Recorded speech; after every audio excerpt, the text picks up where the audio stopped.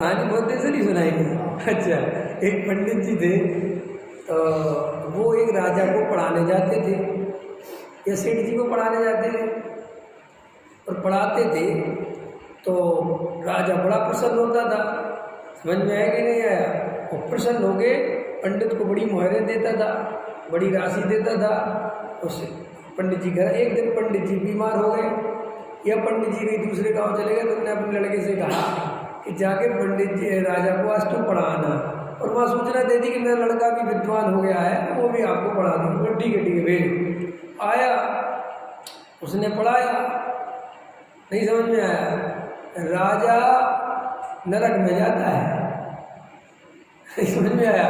राजेशी सो नरकेश, क्या राजेश्वरी सो नरकेश्वरी।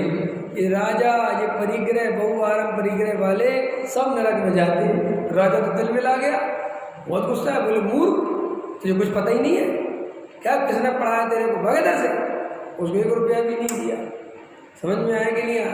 तो भैया वो गया वापस, शाम को उसके पिताजी आए, बोले साहब राजा ने तो बहुत डांट पिला दी और भगा दिया मेरे को। तो बोले क्या पढ़ाया था तूने? बोले ये श्लोक पढ़ाया था, राजेश्वरी सुंदर केश्वरी, ये श्लोक आया था, इसका अर्थ बता रहा था।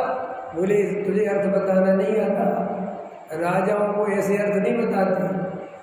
बोले देख मैं मिल जाऊंगा। वो गया, बोले राजा बच्चा है, समझता नहीं है, उसे पता नहीं। अरे बोले यार मैं तो टेंशन में आ गया। उसने बोला राजेश्वरी सो नरकेश्वरी, ऐसा श्लोक है? बोले श्लोक तो ऐसा ही है, लेकिन आपके लिए नहीं है, ये तो जो पापी होते हैं, जो धर्म की बात नहीं सुनते। समझ में आया? उनके लिए। आप जैसा तो कोई महान राजा सीधा स्वर्ग। बोले फिर लेना। समझ में आया कि नहीं? तो ऐसा है जगत का स्वरूप। नहीं समझे?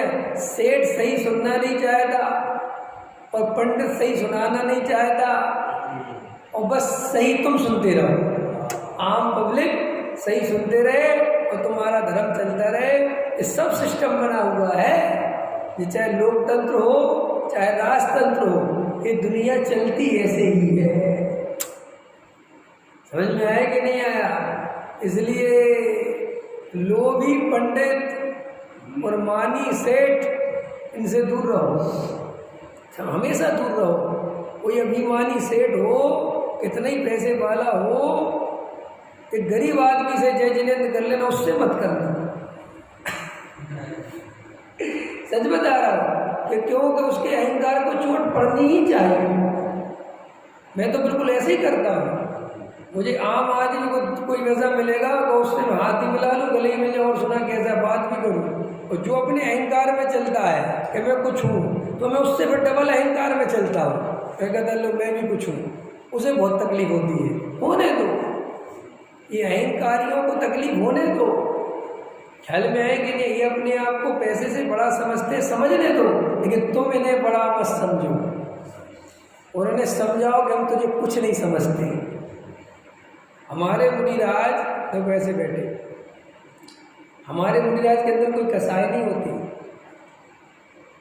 लेकिन हमारे मुनिराज इतने मनोवैज्ञानिक होते हैं, ये बात बहुत अच्छे से समझते हैं कि जो अहंकार से पीड़ित है वो तत्व नहीं समझेगा। इसी पुराणों में कथा है, ऐसे मुनिराज बैठे, सुनना ध्यान से, और एक चक्रवर्ती राजा आया। कौन आया?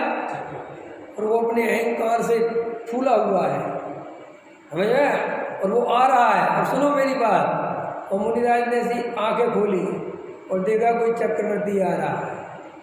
फिर ध्यान लगा, फिर बैठ गया शांति से, आके पास में बैठ गया, लेकिन अहंकार से पीड़ित है। तो मुनिराज आंखें ही नहीं खोलते, आधा घंटा 15 मिनट बैठ के भाग जाता है।